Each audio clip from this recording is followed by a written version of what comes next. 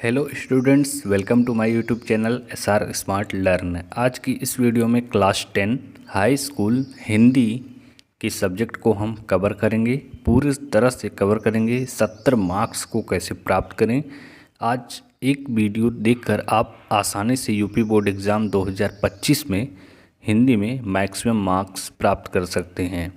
इस वीडियो में important MCQ 100 MCQ के साथ गद्यांश पद्यांश पर आधारित प्रश्न, जीवन परिचय, इम्पॉर्टेंट श्लोक, संस्कृत अनुवाद और संस्कृत के क्वेश्चंस को, निबंध, पत्र लेखन, खंड काव्य आदि सभी पिछले वर्ष पूछे गए मोस्ट इम्पॉर्टेंट क्वेश्चंस को कवर किया गया है।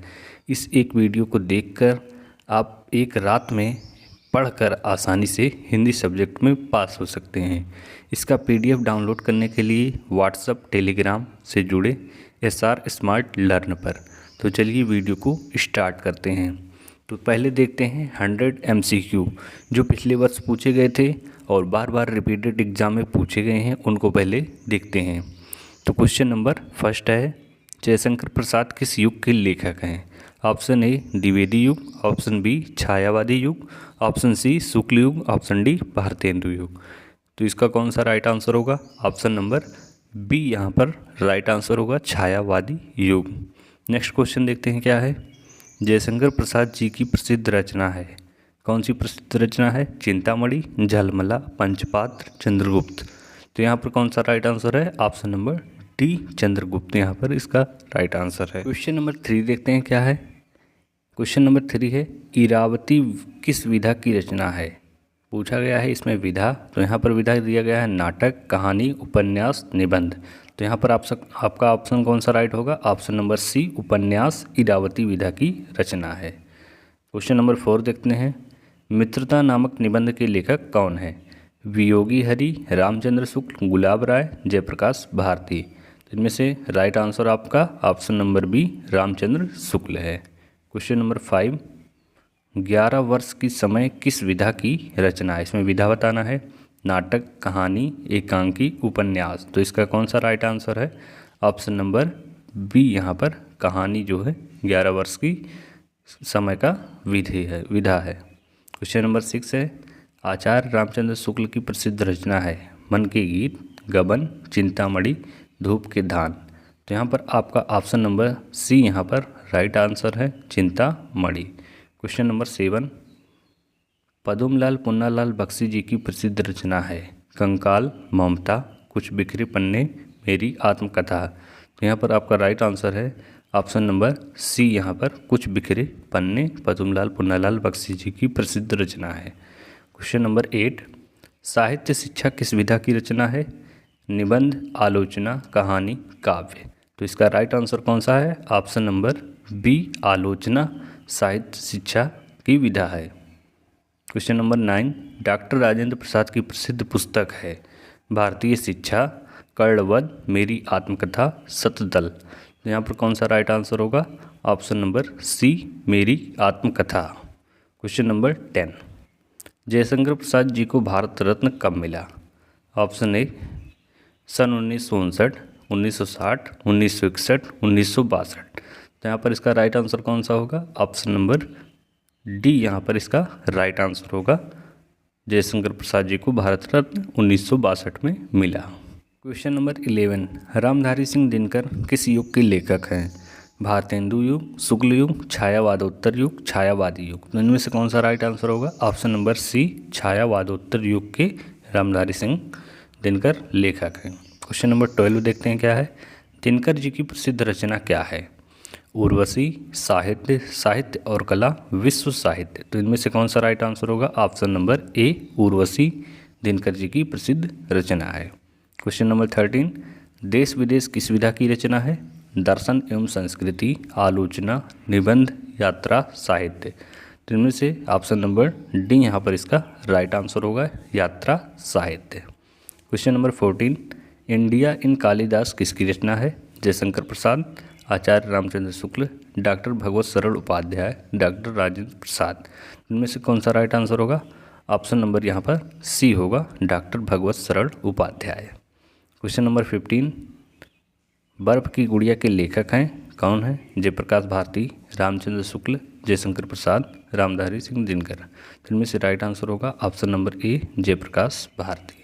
ये सभी रिपीटेड क्वेश्चंस हैं, प्रीवियस ईयर एग्जाम में पूछे गए। देखते हैं नेक्स्ट क्वेश्चन। रश्मि मासा आलोचना विधा के लेखक हैं जयशंकर प्रसाद, रामचंद्र शुक्ल, डॉक्टर राजेंद्र प्रसाद, रामधारी सिंह दिनकर। तो यहाँ पर कौन राइट आंसर होगा इसका? ऑप्शन नंबर बी यहाँ पर राइट आंसर होगा, रामचंद्र शुक्ल। Question number 17। ध्रुव सामने नाटक विधा के लेखक हैं। ध्रुव सामने के लेखक कौन है? Option A Rajendra Prasad, B Jaishankar Prasad, C Ramchandra Shukla, D Bhagwat Sharan Upadhyay. तो यहाँ पर आपका राइट आंसर होगा option number B, Jaishankar Prasad. Next question देखते हैं, क्वेश्चन नंबर 18। पंचपात्र निबंध विधा के लेखक हैं डॉक्टर भगवत शरण उपाध्याय, पद्मलाल पुन्नालाल बख्शी, आचार्य रामचंद्र शुक्ल, जयशंकर प्रसाद। तो यहाँ पर इसका राइट आंसर कौन सा होगा? Option number B, Padumlal Punnalal Bakshi Panchpatra के लेखक हैं। और वो कौन सी विधा है? निबंध विधा है। Question number 19। मेरी यूरोप यात्रा वृत्तांत विधा के लेखक कौन है? ए जयशंकर प्रसाद, बी राजेंद्र प्रसाद, सी आचार्य रामचंद्र शुक्ल, डी रामधारी सिंह दिनकर। तो यहाँ पर इसका राइट आंसर कौन सा होगा? ऑप्शन नंबर बी यहाँ पर राइट आंसर होगा, डॉक्टर राजेंद्र प्रसाद। क्वेश्चन नंबर 20 देखते हैं क्या है। रीति के फूल निबंध विधा के लेखक हैं डॉक्टर राजेंद्र प्रसाद, रामधारी सिंह दिनकर, जयशंकर प्रसाद, आचार्य रामचंद्र शुक्ल। तो यहाँ पर कौन सा राइट आंसर होगा? ऑप्शन नंबर बी यहाँ पर राइट आंसर होगा, रामधारी सिंह दिनकर। क्वेश्चन नंबर 21 दिया गया है। खून के छींटे निबंध विधा के लेखक हैं। ये विधा दिया गया है, यहाँ पर विद्या हो गया है, ये विधा है।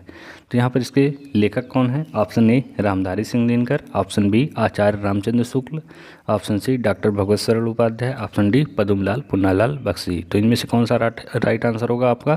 तो ऑप्शन नंबर सी यहाँ पर राइट आंसर होगा, doctor Bhagwat Sharan Upadhyay. Question number 22 देखते हैं। पूस की रात कहानी के लेखक हैं जयशंकर प्रसाद, प्रेमचंद, सुदर्शन, यशपाल। इनमें से राइट आंसर है आपका ऑप्शन नंबर बी, यहाँ पर राइट आंसर है प्रेमचंद। क्वेश्चन नंबर 23 देखते हैं। सिंदूर की होली के नाटककार हैं जयशंकर प्रसाद, रामकुमार वर्मा, लक्ष्मी नारायण मिश्र, हरिकृष्ण प्रेमी। तो यहाँ पर राइट आंसर कौन सा होगा आपका? Option number C, Laxmi Narayan Mishra. Question number 24। रूस में 25 मार्च यात्रा वृत्त के लेखक हैं डॉक्टर नगेंद्र प्रभाकर माचवे, रामवृक्ष बेनीपुरी, राहुल सांकृत्यायन। तो यहाँ पर 24 का आंसर होगा option number D, Rahul Sankrityayan. Question number 25। माटी हो गई सोना संस्मरण के लेखक हैं कन्हैयालाल मिश्र प्रभाकर, देवेंद्र सत्यार्थी, माखनलाल चतुर्वेदी, रामवृक्ष बेनीपुरी। तो इसका राइट आंसर होगा ऑप्शन नंबर ए, कन्हैयालाल मिश्र प्रभाकर। क्वेश्चन नंबर 26 देखते हैं। गुनाहों का देवता रचना की विधा है, इसकी कौन सी विधा है? कहानी, नाटक, उपन्यास, आत्मकथा। तो यहाँ पर इसका राइट जो होगा क्वेश्चन नंबर 26 का उपन्यास, ऑप्शन नंबर सी होगा। Question number 27। चलो चाँद पर चले के रचनाकार हैं ऑप्शन ए धर्मवीर भारती, जयप्रकाश भारती, अज्ञेय, मोहन, राकेश। तो इनमें से राइट आंसर होगा option number B, Jaiprakash Bharti जो हैं चलो चाँद पर चले के रचनाकार हैं। Question number 28। नेड़ का निर्माण फिर के रचनाकार हैं हरिवंश राय बच्चन, आचार्य हजारी प्रसाद द्विवेदी, डॉक्टर राजेंद्र प्रसाद, रामविलास शर्मा। तो यहाँ पर इसका राइट आंसर होगा option number A, Harivansh Rai Bachchan. Question number 29 देखते हैं। झूठा सच उपन्यास के लेखक हैं यशपाल, कमलेश्वर, रांगी, राघव, चतुरसेन शास्त्री। जिनमें से राइट आंसर होगा ऑप्शन नंबर ए, यशपाल। यशपाल जो हैं झूठा सच उपन्यास के लेखक हैं। Question number 13। कलम का सिपाही जीवनी है जयशंकर प्रसाद की, प्रेमचंद की, मोहन राकेश की, आचार्य रामचंद्र शुक्ल की। तो यहाँ पर कौन सा राइट आंसर होगा? 13 का ऑप्शन नंबर बी यहाँ पर राइट आंसर होगा, कलम का सिपाही प्रेमचंद की जीवनी है। क्वेश्चन नंबर 31 दिया गया है। हंस पत्रिका के संपादक कौन हैं? Option A Mohan Rakesh, option B Premchand, option C Dharamvir Bharati, option D Gulab Rai. तो इनमें से राइट आंसर जो है ऑप्शन नंबर बी, प्रेमचंद हंस पत्रिका के संपादक हैं। Question number 32। जहाज का पंछी कृति की विधा है, कौन सी विधा है? नाटक, कहानी, उपन्यास, निबंध, संग्रह। तो ऑप्शन नंबर यहाँ पर सी जो राइट आंसर होगा उपन्यास है, जहाज पंछी की कृति की विधा है। क्वेश्चन नंबर 33, तार सप्तक का प्रकाशन वर्ष कौन सा है? सन 1942, 53, सन 1943, सन 1940। तो यहाँ पर राइट आंसर कौन सा होगा? ऑप्शन नंबर सी यहाँ पर राइट आंसर होगा। 1943 में तार सप्तक का प्रकाशन वर्ष है। क्वेश्चन नंबर 34, गोदान उपन्यास के लेखक कौन है? यशपाल, प्रेमचंद, मोहन राकेश, धर्मवीर भारती। तो यहाँ पर राइट आंसर कौन सा है? ऑप्शन नंबर बी यहाँ पर राइट आंसर है, प्रेमचंद। देखते हैं 35 क्वेश्चन, कला और बूढ़ा चाँद की रचनाकार कौन है? ऑप्शन ए जयशंकर प्रसाद, गिरिजा कुमार माथुर, सुभद्रा कुमारी चौहान, सुमित्रा नंदन पंत। तो यहाँ पर कौन सा राइट आंसर होगा? ऑप्शन नंबर डी यहाँ पर राइट आंसर होगा इसका, सुमित्रा नंदन पंत जो हैं कला और बूढ़ा चाँद की रचनाकार हैं। नेक्स्ट क्वेश्चन देखते हैं 36, परीक्षा गुरु किस विधा की रचना है? आत्मकथा, एकांकी, उपन्यास, रेखाचित्र। तो यहाँ पर कौन सा राइट आंसर होगा? ऑप्शन नंबर सी यहाँ पर राइट आंसर होगा, उपन्यास जो है परीक्षा गुरु की विधा है। क्वेश्चन नंबर 37, वैदेही वनवास के रचनाकार कौन है? मैथिली शरण गुप्त, महादेवी वर्मा, अयोध्या सिंह उपाध्याय, हरिऔध, सियाराम शरण गुप्त। तो यहाँ पर राइट आंसर कौन सा होगा? ऑप्शन नंबर सी यहाँ पर राइट आंसर होगा, अयोध्या सिंह उपाध्याय, हरिऔध। क्वेश्चन नंबर 38, बाण भट्ट की आत्मकथा के रचनाकार हैं? जयशंकर प्रसाद, हजारी प्रसाद द्विवेदी, रांगे राघव, धर्मवीर भारती। तो यहाँ पर राइट आंसर कौन सा होगा? ऑप्शन नंबर यहाँ पर होगा Hazari Prasad Dwivedi, option number B. Question number 39, Saket रचना है महादेवी वर्मा की, सुमित्रा नंदन पंत की, जयशंकर प्रसाद की, मैथिली शरण गुप्त की। तो यहाँ पर ऑप्शन नंबर डी जो यहाँ होगा मैथिली शरण गुप्त की, ये राइट होगा। क्वेश्चन नंबर 40 देखते हैं क्या है। पंच परमेश्वर कहानी के लेखक कौन है?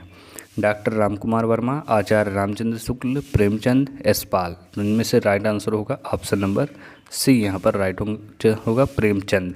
प्रेमचंद जो है पंच परमेश्वर कहानी के लेखक हैं। नेक्स्ट क्वेश्चन 41 देखते हैं। प्रसिद्ध आत्मकथा क्या बोलूं क्या याद करूं के लेखक हैं? हरिवंश राय बच्चन, डॉक्टर राजेंद्र प्रसाद, पांडे बेचन शर्मा, उग्र, रामविलास शर्मा। इनमें से राइट आंसर होगा option number A, Harivansh Rai Bachchan जो हैं क्या बोलूं क्या याद करूं के लेखक हैं। क्वेश्चन नंबर 42, प्रिय प्रवास किसकी रचना है? जयशंकर प्रसाद, श्रीधर पाठक, सियाराम शरण गुप्त, अयोध्या सिंह उपाध्याय, हरिऔध। तो इनमें से राइट आंसर कौन सा है? प्रिय प्रवास के अयोध्या सिंह उपाध्याय, हरिऔध इसके रचनाकार हैं। नेक्स्ट क्वेश्चन देखते हैं, क्वेश्चन नंबर 43, 252 वैष्णवन की वार्ता किसकी रचना है? Option A Nabhadas, option B Priyadas, option C Gokulnath ji, option D Surdas. तो यहाँ पर इसका राइट आंसर कौन सा होगा? ऑप्शन नंबर सी जो होगा यहाँ पर इसका राइट आंसर होगा, गोकुलनाथ जी 252 वैष्णवन की वार्ता के रचनाकार हैं। क्वेश्चन नंबर 44, प्रेम सागर किसकी रचना है? लल्लू लाल, हरिऔध, प्रेमचंद, भारतेंदु हरिश्चंद्र। तो यहाँ पर इसका राइट आंसर कौन सा होगा? ऑप्शन नंबर यहाँ पर होगा ऑप्शन नंबर ए, लल्लू लाल जो हैं प्रेम सागर के रचनाकार हैं। क्वेश्चन नंबर 45, द्विवेदी युग का प्रवर्तक किसे का माना जाता है? महावीर प्रसाद द्विवेदी, भारतेंदु हरिश्चंद्र, जयशंकर प्रसाद, मैथिली शरण गुप्त। तो यहाँ पर ऑप्शन नंबर ए जो है महावीर प्रसाद द्विवेदी जो हैं वो द्विवेदी युग के प्रवर्तक हैं। क्वेश्चन नंबर 46, चंद्रगुप्त किस विधा की रचना है? ऑप्शन ए नाटक, ऑप्शन बी कविता, ऑप्शन सी उपन्यास, ऑप्शन डी निबंध। तो यहाँ पर इसका राइट आंसर कौन सा होगा? ऑप्शन नंबर ए नाटक। क्वेश्चन नंबर 47 दिया गया है, नदी के द्वीप किसके द्वारा रचित है? Option A Agyeya, option B Mahadevi Verma, option C Muktibodh, option D Bachchan. तो यहाँ पर इसका राइट आंसर कौन सा होगा? ऑप्शन नंबर ए अज्ञेय जो है नदी के द्वीप के रचनाकार हैं।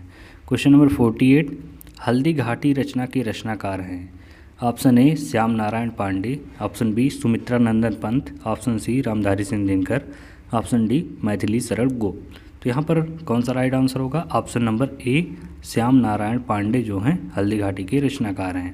क्वेश्चन नंबर 49, रामचरितमानस के रचनाकार? रामचरितमानस के रचनाकार option A Surdas, Tulsidas, Kabirdas, Jaishankar Prasad.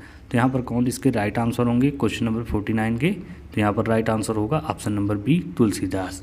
Question number 50, Him Tarangini किसकी रचना है? श्याम सुंदर दास, अयोध्या सिंह उपाध्याय हरिऔध, माखनलाल चतुर्वेदी, रामधारी सिंह दिनकर। तो यहाँ पर क्वेश्चन नंबर 15 का राइट आंसर होगा Makhanlal Chaturvedi. Option number C यहाँ पर राइट आंसर होगा। क्वेश्चन नंबर 51, हिंदी का पहला समाचार पत्र है? हिंदी केसरी, उद्दंत मार्तंड, भारत मित्र, सरस्वती। इसका राइट आंसर है option number B, Udant Martand. Question number 52, Hindi का प्रथम नाटक कौन सा है? अंधेर नगरी, नील देवी, नहुस, विद्याहरण। इसका राइट आंसर है option number C, Nahush. Question number 53, Deep Jale Shankh बजे विधा है? कौन सी विधा है? ऑप्शन ए उपन्यास, बी निबंध, सी कविता, डी संस्मरण। तो यहाँ पर 53 का राइट आंसर कौन सा है? ऑप्शन नंबर बी, निबंध। क्वेश्चन नंबर 54, काशी नागरी प्रचारणी सभा के संस्थापक कौन है? Option A Balkrishna Bhatt, B Shyam Sundar Das, C Raja Shivprasad Sitare Hind, option D Bharatendu Harishchandra. तो यहाँ पर इसका राइट आंसर कौन सा है? Option number B, Shyam Sundar दास, बाबू श्याम सुंदर दास इसके राइट आंसर है। क्वेश्चन नंबर 55 दिया गया है, महावीर प्रसाद द्विवेदी द्वारा संपादित पत्रिका कौन सी है? Option A Saraswati, option B Bharati, option C Hindu Panch, option D Hindi Pradeep. तो इसका राइट आंसर कौन सा होगा 55 का? ऑप्शन नंबर ए सरस्वती पत्रिका के रचनाकार हैं महावीर प्रसाद द्विवेदी। 56 क्वेश्चन देखते हैं, हिंदी प्रदीप पत्रिका का संपादन किसने किया? बालकृष्ण भट्ट, राजा शिवप्रसाद सितारे हिंद, भारतेंदु हरिश्चंद्र, महावीर प्रसाद द्विवेदी। तो इसका राइट आंसर होगा ऑप्शन नंबर ए बालकृष्ण भट्ट जो है हिंदी प्रदीप पत्रिका के संपादन हैं। क्वेश्चन नंबर 57, खड़ी बोली का प्रथम महाकाव्य कौन सा है? प्रिय प्रवास, रामचरितमानस, भारत भारती, पंचवटी। तो यहाँ पर 57 का राइट आंसर है ऑप्शन नंबर ए प्रिय प्रवास। क्वेश्चन नंबर 58, पृथ्वीराज रासो प्रसिद्ध कृति किसकी है? अमीर खुसरो, चंद बरदाई, सूरदास, तुलसीदास। यहाँ पर इसका राइट आंसर कौन सा होगा? ऑप्शन नंबर बी चंद बरदाई पृथ्वीराज रासो की प्रसिद्ध कृति है। 59 देखते हैं, विनय पत्रिका के रचयिता कौन है? Option A Surdas, Kabirdas, Tulsidas, Rahimdas. तो इसके राइट आंसर कौन सा है 59 का? ऑप्शन नंबर सी तुलसीदास जो हैं विनय पत्रिका के रचनाकार हैं। क्वेश्चन नंबर 60, हिंदी का प्रथम महाकाव्य कौन सा है? Option A Prithviraj Raso, B Padmavat, C Ramcharitmanas, D Bihari Satsai. तो यहाँ पर इसका राइट आंसर कौन सा होगा? ऑप्शन नंबर यहाँ पर ए जो होगा यहाँ पर राइट आंसर होगा पृथ्वीराज रासो इसकी प्रथम महाकाव्य है हिंदी का। क्वेश्चन नंबर 61, मित्रता निबंध के रचनाकार हैं ये, इसका कौन सा ऑप्शन होगा? ऑप्शन नंबर यहाँ पर ए दिया गया है महादेवी वर्मा, बी है प्रेमचंद, सी रामचंद्र शुक्ल, डी हजारी प्रसाद द्विवेदी। तो यहाँ पर इसका राइट आंसर कौन सा होगा? ऑप्शन नंबर सी रामचंद्र शुक्ल इसके मित्रता निबंध के रचनाकार हैं। क्वेश्चन नंबर 62, उर्वशी के रचनाकार कौन है? जयशंकर प्रसाद, रामधारी सिंह दिनकर, अज्ञेय, सुमित्रा नंदन पंत। तो यहाँ पर 62 का राइट आंसर कौन सा होगा? Option number B Ramdhari Singh Dinkar. Question number 63 है, तार सप्तक का प्रकाशन वर्ष है? तार सप्तक का प्रथम प्रकाशन वर्ष कौन सा है? Option A 1940, option B 1943, option C 1946, option D 1948। यहाँ पर ऑप्शन नंबर बी जो दिया गया है 1943 तार सप्तक का प्रथम प्रकाशन वर्ष है 1943। ये है इसका आंसर। क्वेश्चन नंबर 64, दूसरा तार सप्तक का प्रकाशन वर्ष है? ऑप्शन ए 1943, 1945, 1948, 1951। तो यहाँ पर इसका राइट आंसर कौन सा होगा? ऑप्शन नंबर डी यहाँ पर इसका राइट आंसर होगा 1951 में दूसरा तार सप्तक का प्रकाशन वर्ष है। क्वेश्चन नंबर 65, धूप के धान किसकी रचना है? Option A Agyeya, option B Nagarjun, option C Girija Kumar Mathur, option D Shamsher Bahadur Singh. यहाँ पर इसका राइट आंसर कौन सा है? Option number C Girija Kumar Mathur धूप के धान के रचनाकार हैं। 65 क्वेश्चन देखते हैं, द्विवेदी युग की कालावधि क्या है? द्विवेदी युग का समयांतराल कितना है? ऑप्शन ए 1900 से 1920, 68 से 38, 1870 से 1918, 1885 से 1925।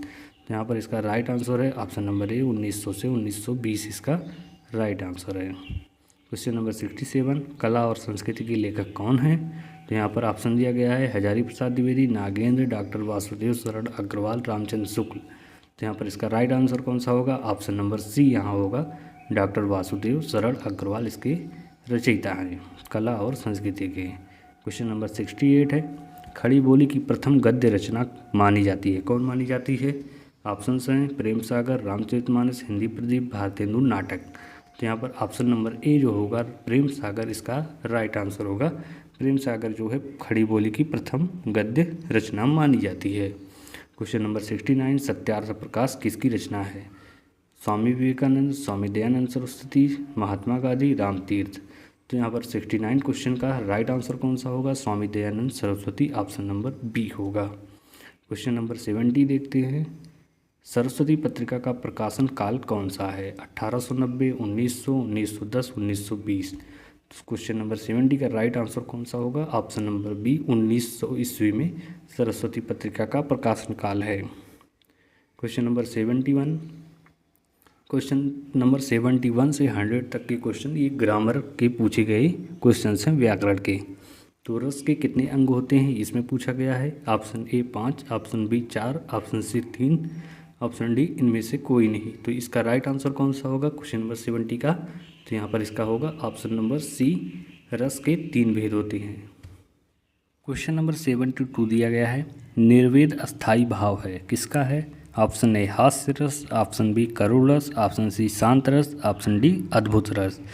तो निर्वेद जो है किसका है क्वेश्चन नंबर 72 का? तो यहाँ पर राइट आंसर होगा ऑप्शन नंबर सी, शांत रस का। ये है निर्वेद का अस्थाई भाव शांत रस है। शांत रस का अस्थाई भाव क्या है? निर्वेद है। क्वेश्चन नंबर 73 देखते हैं क्या है। करुण रस का अस्थाई भाव है, करुण रस का अस्थाई भाव क्या है? ऑप्शन ए क्रोध, शोक, सी हास्य, ऑप्शन डी भय। तो इसका राइट आंसर कौन सा होगा? ऑप्शन नंबर बी यहाँ पर इसका राइट आंसर होगा, शोक। क्वेश्चन नंबर देखते हैं 74, विंध्य के वासी उदासी तपोव्रत धारी महाबिनु नारी दुखारे पंक्ति में कौन सा रस है? ऑप्शन ए करुण रस, ऑप्शन बी हास्य रस, ऑप्शन सी श्रृंगार रस, ऑप्शन डी इनमें से कोई नहीं। तो 74 का राइट आंसर कौन सा होगा? ऑप्शन नंबर बी यहाँ पर इसका राइट आंसर होगा, हास्य रस। क्वेश्चन नंबर 75, हा रघुनंदन प्रेम परीते तुम बिन जियत बहुत दिन बीते, उपयुक्त पंक्तियों में प्रयुक्त रस है। ऑप्शन ए वीर रस, ऑप्शन बी हास्य रस, सी करुण रस, डी रौद्र रस। तो 75 का राइट आंसर कौन सा है? ऑप्शन नंबर सी यहाँ पर इसका राइट आंसर है, करुण रस। क्वेश्चन नंबर 76, पीपर पात सरिस मंडोला उपयुक्त पंक्ति में अलंकार कौन सा है? रूपक, उपमा, उत्प्रेक्षा, अनुप्रास। तो 76 का राइट आंसर कौन सा होगा? ऑप्शन नंबर बी उपमा अलंकार इसमें पंक्ति में होगा।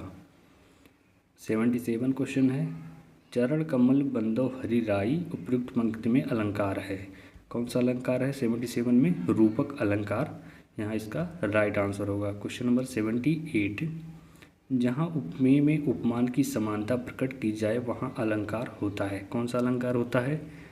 ऑप्शन ए है उपमा, उत्प्रेक्षा, रूपक, संदेह। तो यहाँ पर 78 का कौन सा राइट आंसर होगा? ऑप्शन नंबर बी उत्प्रेक्षा। उत्प्रेक्षा अलंकार जो होगा यहाँ पर होगा। क्वेश्चन नंबर 79, जो सुमिरत सिरि होई गणनायक करिबर बनन करऊ अनुग्रह सोई बुद्धि राशि शुभ गुण सदन, उपयुक्त पंक्तियों में प्रयुक्त छंद है। ऑप्शन ए सोरठा, ऑप्शन बी दोहा, ऑप्शन सी रोला, ऑप्शन डी कुंडलियाँ। तो यहाँ पर इसका राइट आंसर कौन सा होगा? ऑप्शन नंबर ए राइट होगा, सोरठा। ये कौन सा छंद है? सोरठा है। क्वेश्चन नंबर 80, सोरठा छंद के दूसरे और चौथे चरण में मात्रा कितनी होती है? 11, 16, 12, 13। ये 4 ऑप्शन दिए गए हैं, इनमें से कौन सा राइट होगा? तो यहाँ पर इसका राइट आंसर होगा ऑप्शन नंबर डी 13 मात्राएं होती हैं। क्वेश्चन नंबर 81 दिया गया है, रोला छंद के प्रत्येक चरण में कितनी मात्राएं होती हैं? Option A 24, B 16, option C 13, option D 11। तो यहाँ पर इसका राइट आंसर कौन सा होगा? ऑप्शन नंबर ए। यहाँ पर रोला के छंद के प्रत्येक चरण में 24 मात्राएं होती हैं। ये है क्वेश्चन नंबर 81 का राइट आंसर। क्वेश्चन देखते हैं 82, सोरठा छंद के पहले एवं तीसरे चरण में मात्राएं होती हैं। ऑप्शन ए 13-11 मात्राएं, बी है 11-13 मात्राएं और सी है ऑप्शन 11-11 मात्राएं, डी है इनमें से कोई नहीं। तो यहाँ पर सोरठा छंद में कितनी मात्राएं होती हैं? 11-11 मात्राएं होती हैं पहले और तीसरे चरण में। देखते हैं नेक्स्ट क्वेश्चन, क्वेश्चन नंबर 83। आंधी आई और हम घर भागने लगे। रचना के आधार पर इस वाक्य का प्रकार क्या है? ऑप्शंस दिए गए हैं, सरल वाक्य, मिश्र वाक्य, संयुक्त वाक्य, इनमें से कोई नहीं। आंधी आई और हम घर भागने लगे, तो ये किस प्रकार का वाक्य हो रहा है यहाँ पर? यहाँ पर ये हो रहा है संयुक्त वाक्य, ये बन रहा है। क्वेश्चन नंबर 83 का राइट आंसर है option number C. Question number 84, रचना के आधार पर वाक्य के कितने भेद होते हैं? ऑप्शन ए है 8, 3, 4, इनमें से कोई नहीं। तो यहाँ पर इसका राइट आंसर कौन सा होगा? 84 का ऑप्शन नंबर बी यहाँ पर इसका राइट आंसर होगा। क्वेश्चन ऑप्शन नंबर 3, यहाँ पर 3 जो होगा, वाक्य के कितने भेद होते हैं? 3 भेद होते हैं रचना के आधार पर। क्वेश्चन नंबर 85 है, अर्थ के आधार पर वाक्य के कितने भेद होते हैं? ऑप्शंस हैं 4, 8, 2, 5। तो यहाँ पर इसका 85 का राइट आंसर होगा ऑप्शन नंबर बी 8। अर्थ के आधार पर वाक्य के 8 भेद होते हैं। क्वेश्चन नंबर 86 है, संदेहपूर्ण कथन को क्या कहते हैं? ऑप्शंस हैं साधारण वाक्य, प्रश्नवाचक वाक्य, संदेहात्मक वाक्य, नकारात्मक वाक्य। तो यहाँ पर दिया गया संदेहपूर्ण। संदेहपूर्ण का मतलब संदेहात्मक वाक्य बनेगा ये भी। क्वेश्चन नंबर 87 देखते हैं, वाक्य के कितने तत्व होते हैं? ऑप्शंस हैं 2, 4, 8, 3। इसका राइट आंसर कौन सा होगा? तो इसका राइट आंसर होगा ऑप्शन नंबर बी 4। वाक्य के 4 तत्व होते हैं। देखते हैं 88 क्वेश्चन, महात्मा बुद्ध ने विश्व को शांति का संदेश दिया, इस वाक्य का वाच्य बताइए। कृतवाच्य, कर्मवाच्य, भाववाच्य, इनमें से कोई नहीं। तो यहाँ पर इसका राइट आंसर कौन सा होगा? ऑप्शन नंबर ए यहाँ पर इसका राइट आंसर होगा, कृतवाच्य। क्वेश्चन नंबर 89 देखते हैं, तुमसे सोया नहीं जा सकता वाक्य में वाच्य है। कृतवाच्य, कर्मवाच्य, भाववाच्य, इनमें से कोई नहीं। तो इसका राइट आंसर कौन सा होगा? ऑप्शन नंबर सी इसका राइट आंसर होगा, भाववाच्य। क्वेश्चन नंबर 90, भाववाच्य में प्रधानता होती है किसकी? कर्ता की, कर्म की, क्रिया की, इनमें से कोई नहीं। इसका राइट आंसर कौन सा होगा? ऑप्शन नंबर यहाँ पर 19 का क्या होगा जाएगा? क्रिया की। ऑप्शन नंबर सी, भाववाच्य में प्रधानता किसकी होती है? क्रिया की। क्वेश्चन नंबर 91 है, कृतवाच्य में प्रधानता होती है किसकी? ऑप्शन ए है क्रिया की, विशेषण की, कर्ता की, कर्म की। तो यहाँ पर कृतवाच्य में किसकी होती है? ऑप्शन सी, कर्ता की जो होती है ये प्रधानता होती है। देखते हैं क्वेश्चन नंबर 92, उपदेश शब्द में प्रयुक्त उपसर्ग है छोटा ऊ, छोटा उप, अन। तो यहाँ उपसर्ग कौन सा होगा? तो यहाँ पर उपसर्ग हुआ उप में, उप यहाँ पर जुड़ा हुआ है, ये उप, और ये ऑप्शन नंबर सी यहाँ पर राइट आंसर होगा। क्वेश्चन नंबर 93 देखते हैं, पर्यावरण शब्द में प्रयुक्त उपसर्ग है। ऑप्शंस हैं पर्यावरण, परिपरा। तो ये पर्यावरण 2 शब्दों से मिलकर बना है, परि प्लस आवरण, परि प्लस आवरण। तो यहाँ से ये हो जाएगा, क्या हो जाएगा? परि इसका राइट आंसर हो जाएगा, परि। परि ऑप्शन नंबर सी इसका राइट आंसर होगा। क्वेश्चन नंबर 94, आगमन में किस उपसर्ग का प्रयोग हुआ है? आगमन, आगमन में किस उपसर्ग का प्रयोग हुआ है? ऑप्शन ए वी, अक, मन, बड़ा आ। तो यहाँ पर कौन सा राइट आंसर होगा? ऑप्शन नंबर डी यहाँ पर इसका राइट आंसर होगा, बड़ा आ। क्वेश्चन नंबर देखते हैं 95, निर्दय शब्द में प्रयुक्त उपसर्ग है। उपसर्ग यहाँ पूछा गया है, तो यहाँ ऑप्शंस दिया गया है दय, नि, निर, निर, नीर, निर। यहाँ पर 4 ऑप्शन दिए गए हैं, तो इसका राइट आंसर कौन सा होगा? ऑप्शन नंबर डी यहाँ पर इसका राइट आंसर होगा, निर। निर और दय मिलकर बना है ये निर्दय। तो यहाँ पर ये है क्वेश्चन नंबर 95। 96 है, माता पिता में समास कौन सा है? कर्मधारय, द्विगु, बहुव्रीहि और द्वंद्व। तो यहाँ पर इसका राइट आंसर कौन होगा? इसका राइट आंसर होगा द्वंद्व समास। क्वेश्चन नंबर 97 दिया गया है, नीलांबर में कौन सा समास है? ऑप्शन ए द्वंद्व, ऑप्शन बी द्विगु, ऑप्शन सी कर्मधारय, ऑप्शन डी बहुव्रीहि। तो यहाँ पर 97 का जो राइट आंसर होगा नीलांबर का, नीला प्लस अंबर हो जाएगा। तो यहाँ पर इसका राइट आंसर जो होगा वो हो जाएगा कर्मधारय, कर्मधारय समास हो जाएगा इसका। 98 देखते हैं, योगी शब्द का तद्भव है। तद्भव तत्सम के रूप में पूछा है, तो यहाँ पर ऑप्शंस हैं जोगी, जोगी, योगी, इनमें से कोई नहीं। तो 98 का ऑप्शन नंबर कौन सा हो जाएगा? ऑप्शन नंबर बी यहाँ पर इसका राइट आंसर हो जाएगा। यहाँ पर ये बी होगा जोगी। जोगी शब्द का ये तत्सम है और ये तद्भव है योगी। योगी शब्द तत्सम है और तद्भव इसका जोगी है। देखते हैं क्वेश्चन नंबर 99। अग्नि का पर्यायवाची नहीं है, कौन सा नहीं है? अनल, अनिल, पावक, ज्वालस। तो ये अग्नि है, अग्नि का मतलब आग से है।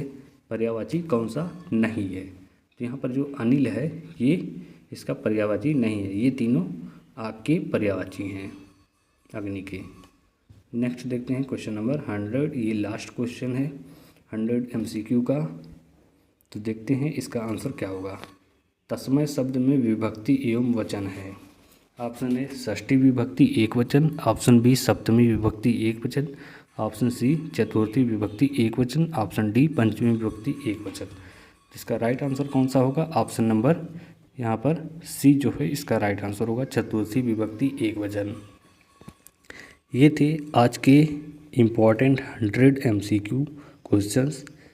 यदि आपको इसका PDF चाहिए तो आप इसके डिस्क्रिप्शन में जाएं, वहाँ से इसका PDF डाउनलोड करें और आप हमें बताएं कमेंट में कि आपका 100 में से कितना क्वेश्चन सही हो रहा है। देखते हैं नेक्स्ट क्वेश्चन को। 100 MCQ के बाद देखते हैं हम कुछ इम्पोर्टेंट लेखक जिनकी रचनाएं प्रमुख हैं और उनकी विधाएं क्या हैं, थोड़ा सा देख लेते हैं। 25 से 30 जो कि वेरी इम्पॉर्टेंट ये भी हैं। पहला है अशोक के फूल। अशोक के फूल क्या है? ललित निबंध है। ये विधा यहाँ पर दिया गया है और यहाँ पर लेखक दिया गया है।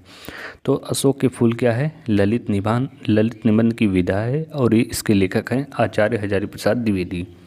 अतीत के चलचित्र के रेखा चित्र है इसकी विधा और इसके लेखक हैं महादेवी वर्मा। आवारा मसीहा की क्या है? जीवनी है, इसके लेखक विष्णु प्रभाकर हैं। इंदुमती कहानी है, किशोरीलाल गोस्वामी इसके लेखक हैं। इंद्रजाल कहानी है, जयशंकर प्रसाद इसके लेखक हैं। उजली आग निबंध है, रामधारी सिंह दिनकर हैं इसके।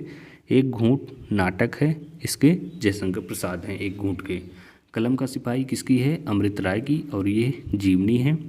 विधा है, कंकाल क्या है? उपन्यास विधा है और इसके लेखक जयशंकर प्रसाद हैं। देखते हैं इसके आगे। खून के छींटे क्या है? लेख संग्रह है, लेखक है भागवत सरल उपाध्याय। गोदान है, उपन्यास मुंशी प्रेमचंद।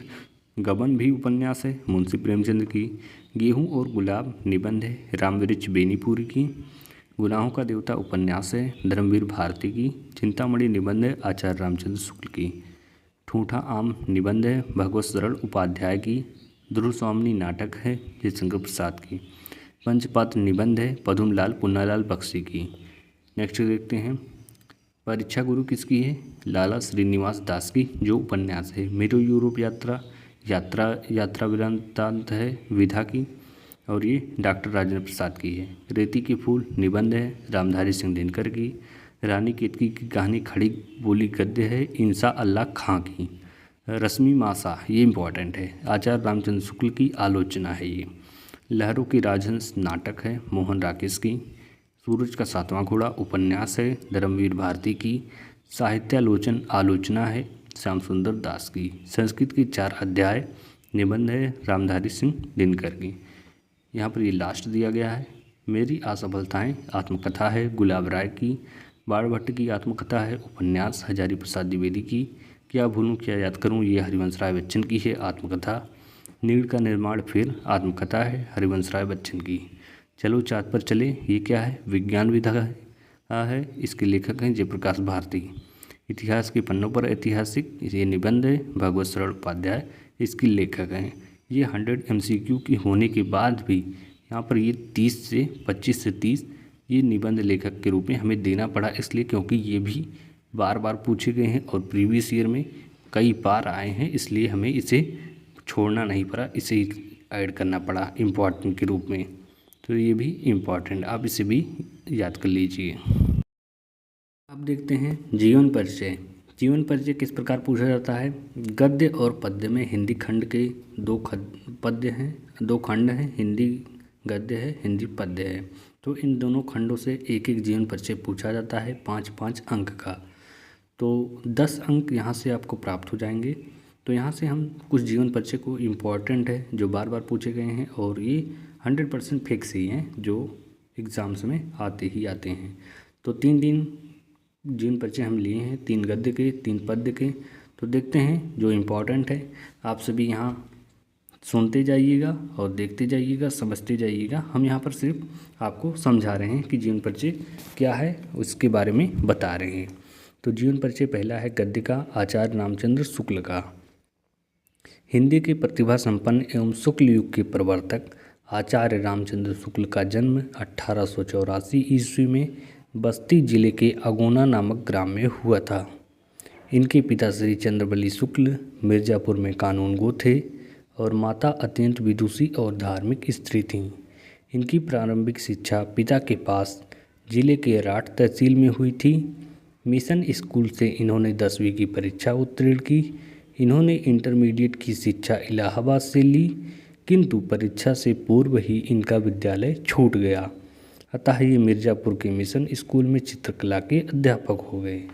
इसके आगे देखते हैं क्या है। इसके आगे इन्होंने 19 वर्ष तक काशी नागरी प्रचारणी पत्रिका का संपादन भी किया। बाबू श्याम सुंदर दास के अवकाश प्राप्त करने के बाद यह हिंदी विभाग के अध्यक्ष भी हो गए। इस महान प्रतिष्ठित युग प्रवर्तक साहित्यकार का सन 1941 ईस्वी में देहावसान हो गया। प्रमुख रचनाएं इनकी क्या क्या हैं? विचार वीथी, चिंतामणि, रश्मि मासा, सूरदास, जायसी ग्रंथावली, तुलसी ग्रंथावली, आदर्श जीवन, हिंदी साहित्य का इतिहास, 11 वर्ष का समय आदि। नेक्स्ट जीवन परिचय देखते हैं किसका है। जीवन परिचय जयशंकर प्रसाद। जयशंकर प्रसाद का जन्म 1889 ईस्वी में काशी के एक प्रतिष्ठित परिवार में हुआ था। इनके पिता का नाम देवी प्रसाद तथा माता का नाम मुन्नी देवी था।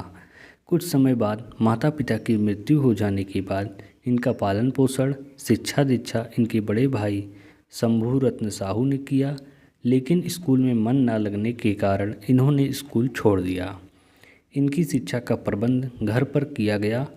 इनके भाई ने इन्हें स्वतंत्र लेखन के लिए प्रेरित किया।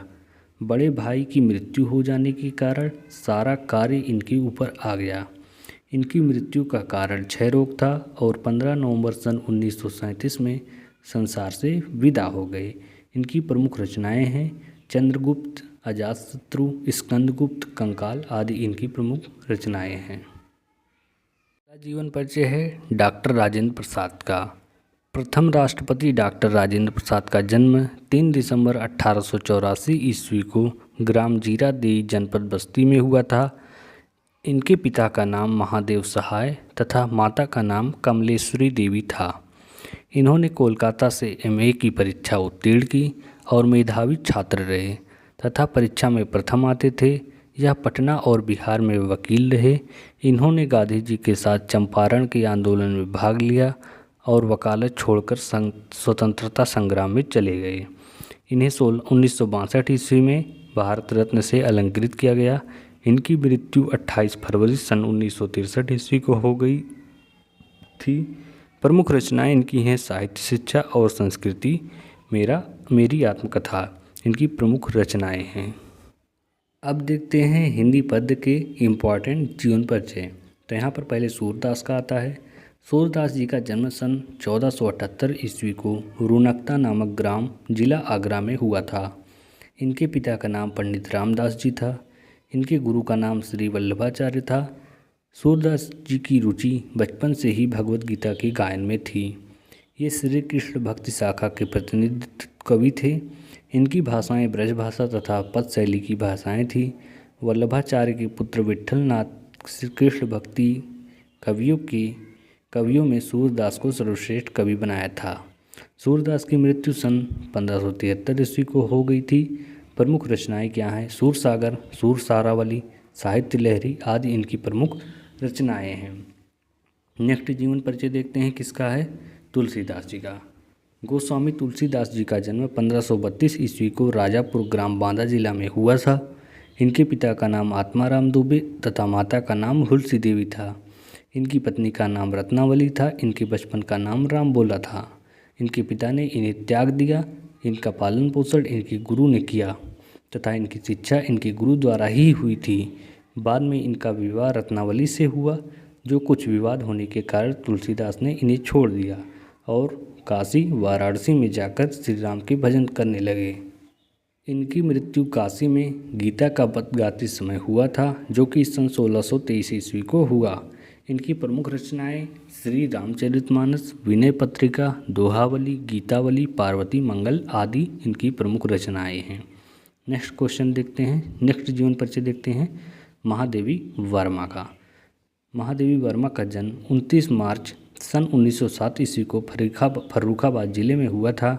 इनके पिता का नाम गोविंद सहाय वर्मा तथा माता का नाम हेमरानी था। इनकी प्रारंभिक शिक्षा इंदौर और प्रयाग में हुई थी। संस्कृत में इन्होंने MA की परीक्षा उत्तीर्ण की। इनकी भाषाएं सरल, खड़ी बोली, गीतात्मक शैली हैं। इनकी साहित्य सेवाओं के लिए राष्ट्रपति ने इन्हें पद्म भूषण की उपाधि से अलंकृत किया। इनकी मृत्यु 11 सितंबर सन 1987 ईस्वी को हो गई।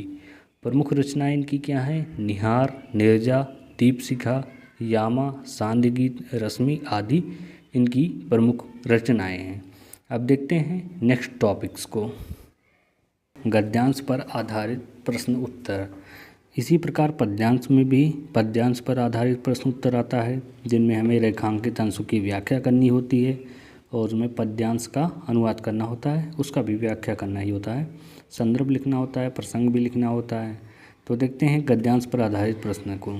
ये क्वेश्चंस 6 नंबर के आते हैं और पद्यांश में भी लगभग 6 नंबर के आते हैं। तो देखते हैं फर्स्ट क्या है, गद्यांश पर आधारित प्रश्न उत्तर। हमें इसी प्रकार एक पैराग्राफ दिया रहेगा जिसमें रेखांकित अंश दिए होंगे। देखिए यहाँ पर दिया गया है, विश्वास पात्र मित्र जीवन की एक औषध है। हमें अपने मित्रों से यह आशा रखनी चाहिए कि वे उत्तम संकल्पों से हमें दृढ़ करेंगे, दोषों और त्रुटियों से हमें बचाएंगे, हमारे सत्य, पवित्रता और मर्यादा के प्रेम को पुष्ट करेंगे। जब हम कुमार्ग पर पैर रखेंगे तब वे हमें सचेत करेंगे, जब हम हतोत्साहित होंगे तब वे हमें उत्साहित करेंगे। तो इसमें क्या क्वेश्चंस होंगे, किस प्रकार होंगे, किसका आंसर क्या होगा, यही सब हमें बताना होगा। ये पैराग्राफ इतना दिया होगा, इसी में से हमें बताना होगा। तो यहाँ पर इतना अंडरलाइन हुआ है, ये रेखांकित अंश है। अब देखते हैं क्वेश्चंस को किस प्रकार पूछा जाता है। क्वेश्चन, पहला क्वेश्चन है, प्रस्तुत गद्यांश के पाठ और लेखक का नाम लिखिए। तो यहाँ पर संदर्भ ये है, या तो इसे संदर्भ ही कहें या पाठ और लेखक का नाम पूछना मतलब संदर्भ ही कहलाता है। तो संदर्भ क्या होगा? प्रस्तुत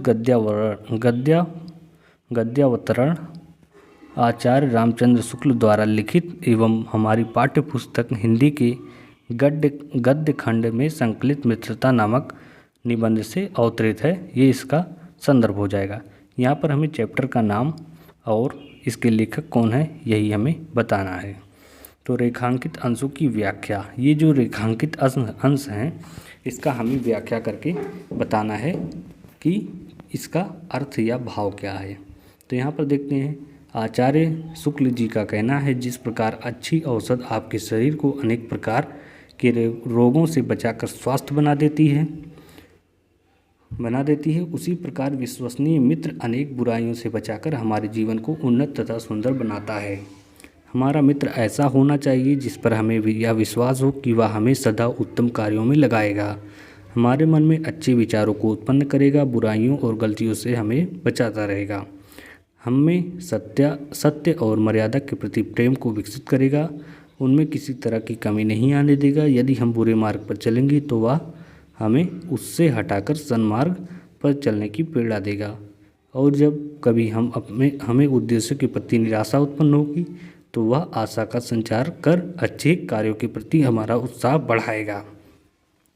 थर्ड है, व्यक्ति को अपने मित्रों से कैसी उम्मीद रखनी चाहिए। व्यक्ति को अपने मित्रों से यह उम्मीद रखनी चाहिए कि वे उन्हें उत्तम कार्यों की ओर प्रवृत्त करेंगे, मन में अच्छे विचारों को उत्पन्न करेंगे, बुराइयों और गलतियों से उन्हें बचाएंगे, सत्य, पवित्रता और मर्यादा के प्रति प्रेम को विकसित करेंगे, सन्मार्ग पर चलने की प्रेरणा देंगे तथा निरुत्साहित होने पर उत्साहित करेंगे। यहाँ पर क्वेश्चन नंबर 4 दिया गया है, एक सच्चा मित्र किसे कहते हैं। हम ऐसे मित्र को सच्चा मित्र कह सकते हैं जो हमें उत्तम संकल्पों से दृढ़ करेगा, बुराइयों और त्रुटियों से हमें बचाएगा, हमें सत्य, पवित्रता और मर्यादा रूपी मानवीय मूल्यों को पुष्ट करेगा, बुरे मार्ग पर चलने से हमें रोकेगा और सदैव उत्साहित करेगा। ये एक सच्चे मित्र की मतलब परिकल्पना हो सकती है। लेखक ने विश्वास पात्र मित्र की तुलना किससे और क्यों की है? लेखक ने विश्वास पात्र मित्र की तुलना औषधि से की है। जिस प्रकार औषधि बीमार और विकारों से निजात दिलाती है, उसी प्रकार विश्वास पात्र मित्र औषधि के समान पूरे मार्ग पर चलने से बचाता है। नेक्स्ट का ध्यान से देखते हैं क्या दिया गया है। मित्रता के लिए यह आवश्यक नहीं है कि दो मित्र एक ही प्रकार का कार्य करते हों या एक ही रुचि के हों। इसी प्रकार प्रकृति और आचरण की समानता भी आवश्यक या वांछनीय नहीं है। दो भिन्न प्रकृति के मनुष्यों में बराबर प्रीति और मित्रता रही है। ये इतना अंडरलाइन जो है इसका हमें इतने का ही हमें पूछा गया है क्वेश्चन में। प्रस्तुत अवतरण का संदर्भ लिखिए। संदर्भ क्या है? प्रस्तुत गद्यांश हमारी पाठ्य पुस्तक हिंदी की गद्य खंड में संकलित मित्रता नामक निबंध से अवतरित है, जिसके लेखक आचार्य रामचंद्र शुक्ल हैं। अब रेखांकित अंश की व्याख्या देखिए। यहाँ पर इतना बड़ा पैराग्राफ दिया गया है, लेकिन यहाँ पर 3 लाइन्स को ही अंडरलाइन किया गया है। इसका मतलब इतना ही रेखांकित अंश है। जितना ही रेखांकित अंश होगा उसी का हमें व्याख्या करना है। तो यहाँ पर ये उसी चैप्टर का है। तो यहाँ पर इसका व्याख्या क्या है? शुक्ल जी कहते हैं कि सच्ची मित्रता के लिए दो व्यक्तियों के स्वभाव का एक समान होना कोई महत्व नहीं रखता है। यदि इसमें महत्व है तो केवल इस बात का कि दोनों व्यक्ति एक दूसरे से कितनी सहानुभूति रखते हैं। यदि वे ऐसा समझते हैं तो विपरीत स्वभाव का होने पर भी उनकी मित्रता सच्ची सिद्ध होती है, और यदि वे ऐसा नहीं समझते तो समान भाव का होने पर भी मित्रता नहीं निभ सकती। राम लक्ष्मण एवं कर्ण दुर्योधन के दृष्टांत इस तथ्य के स्पष्ट उदाहरण हैं। थर्ड क्वेश्चन है, राम लक्ष्मण और कर्ण दुर्योधन के स्नेह और मित्रता के कारणों पर प्रकाश डालिए। राम धैर्यशाली और शांत स्वभाव के थे, जबकि लक्ष्मण उग्र और उत्तेजित स्वभाव वाले, लेकिन स्वभाव की भिन्नता होने पर भी इनमें प्रगाढ़ स्नेह था। इसी कारण से कर्ण महान विचारों वाले और दानी थे, जबकि दुर्योधन स्वार्थी तथा लोभी था। फिर भी उन दोनों की मित्रता अटूट ही रही। उनके इन अटूट स्नेहसिक्त संबंधों का एकमात्र कारण उनके मध्य में उपजी सहानुभूति ही थी, जिसने उनके विपरीत स्वभाव या प्रकृति की खाई को पाट दिया था। क्वेश्चन नंबर 4 है, राम और लक्ष्मण के स्वभाव में क्या अंतर है? राम धैर्यशाली और शांत स्वभाव के थे, जबकि लक्ष्मण उग्र और उत्तेजित स्वभाव वाले, लेकिन स्वभाव की भिन्नता होने पर उनमें प्रगाढ़ स्नेह था। क्वेश्चन नंबर 5 है, प्रस्तुत गद्यांश में लेखक क्या कहना चाहता है? लेखक कहना चाहता है कि दो भिन्न प्रकृति के मनुष्यों में भी घनिष्ठ मित्रता हो सकती है। मित्रता के लिए यह आवश्यक नहीं है कि दोनों का स्वभाव एक जैसा हो। यहाँ पर इसका थर्ड गद्यांश देखते हैं। कुसंग का ज्वर सबसे भयानक होता है। यह केवल नीति और सवृत्ति का ही नाश नहीं करता, बल्कि बुद्धि का भी क्षय करता है। किसी युवा पुरुष की संगति यदि बुरी होगी तो वह उसके पैरों में बंधी चक्की के समान होगी, जो उसे दिन दिन अवनति के गड्ढे में गिराती जाएगी, और यदि अच्छी होगी तो सहारा देने वाली बाहु के समान होगी, जो उसे निरंतर उन्नति की ओर उठाती जाएगी। ये इतना रेखांकित अंश है। अब देखते हैं क्वेश्चंस क्या हैं। प्रस्तुत अवतरण के पाठ और लेखक का नाम लिखिए। पाठ का नाम है मित्रता, लेखक का नाम है आचार्य रामचंद्र शुक्ल। अब देखते हैं नेक्स्ट क्वेश्चन को, रेखांकित अंश की व्याख्या। ये वही रेखांकित अंश हैं जो आपके क्वेश्चन पेपर में दिए होंगे। अब इनकी व्याख्या आप किस प्रकार करते हैं, आप इसी प्रकार से कीजिएगा। तो देखते हैं। शुक्ल जी कहते हैं कि बुरी संगति घातक बुखार के समान हानिकारक होती है। जिस तरह कोई व्यक्ति यदि भयानक ज्वर से ग्रसित हो तो वह ज्वर उसके शरीर और स्वास्थ्य को नष्ट कर देता है तथा कभी कभी प्राण भी ले लेता है, उसी प्रकार बुरी संगति हमारी नैतिकता, सदाचार, मन तथा बुद्धि को नष्ट कर देती है। मानव जीवन में युवावस्था सर्वाधिक महत्वपूर्ण होती है। कुसंगति किसी युवा मनुष्य की सारी प्रगति को उसी तरह रोक लेती है जिस तरह पैर में बंधा हुआ भारी पत्थर किसी व्यक्ति को आगे नहीं बढ़ने देता, वरन प्रायः उसे गिरा देता है। इसी प्रकार कुसंगति में लिप्त मनुष्य का पतन होने लगता है और वह दिन प्रतिदिन पतन के मार्ग पर अग्रसर होता रहता है। इसके विपरीत अच्छी संगति हमारे लिए एक ऐसी सुदृढ़ बाँह अर्थात सहारा होती है जो हमें गिरने नहीं देती, अपितु उन्नति के पथ पर निरंतर आगे बढ़ाती है और जीवन को शुद्ध, सात्विक तथा उन्नत बनाती है। ये इसका रेखांकित अंश की व्याख्या है। अब इसमें और क्वेश्चंस हैं। युवा पुरुष की संगति के बारे में क्या कहा गया है? युवा पुरुष की बुरी संगति उसे अवनति के गड्ढे में प्रतिदिन गिराती जाएगी और यदि अच्छी होगी तो वह उसे निरंतर उन्नति की ओर अग्रसर करेगी। फोर्थ क्वेश्चन है, अच्छी संगति से होने वाले लाभों को उदाहरण देकर समझाइए। अच्छी संगति सहारा देने वाले बांह के समान होती है जो व्यक्ति की जीवन रक्षक और उसे उन्नति की ओर ले जाने वाली होती है। कुसंग का क्या प्रभाव होता है? कुसंग का प्रभाव बहुत भयानक होता है। यह मनुष्य की नैतिकता और अच्छे आचरण को नष्ट कर देता है। इसके साथ साथ वह बुद्धि का भी क्षय करता रहता है। सुदृढ़ बाहु का क्या अर्थ है? सुदृढ़ बाहु अर्थात सहारा देने वाली बाँह जो व्यक्ति को उन्नति की ओर ले जाती है और उसकी जीवन रक्षक होती है। ये सभी गद्यांश हिंदी के इम्पॉर्टेंट है जिन्हें आपको अलग से एक प्रकार से छांट कर आपके लिए पूरे बुक से अलग करके इसे बनाया गया है। गद्यांश पर आधारित प्रश्नोत्तर। रोहतास दुर्ग के प्रकोष्ठ में बैठी हुई इतना दिया गया है, लेकिन हमें इसका करना क्या है? मन में वेदना, मस्तिष्क में आंधी, आँखों में बरसात लिए वह सुख के कंटक सहन में विकल थी। इतने ही लाइन से हमें मतलब है इस टॉपिक में जो इतना पैराग्राफ दिया गया है हमें इतना ही ध्यान रखना है। तो प्रस्तुत गद्यांश का संदर्भ लिखना है। संदर्भ क्या है? प्रस्तुत गद्य अवतरण हमारी पाठ्य पुस्तक हिंदी के गद्य खंड में संकलित ममता नामक कहानी से उद्धृत है। इसमें लेखक छायावादी युग के प्रवर्तक श्री जयशंकर प्रसाद हैं। इतना ही हमें संदर्भ लिखना है। उसके बाद रेखांकित अंश की व्याख्या करना है। रेखांकित अंश की व्याख्या कीजिए। लेखक जयशंकर प्रसाद का कहना है कि रोहतास के राजमहल के मुख्य द्वार के निकट अपने कमरे में उदास हृदय ममता सोन नदी के तेज प्रवाह को एकटक देखे जा रही है। उसके मस्तिष्क में आंधी के समान तीव्र गति से अपने भावी जीवन की चिंता से संदर्भित अनेक प्रकार के विचार उत्पन्न हो रहे थे।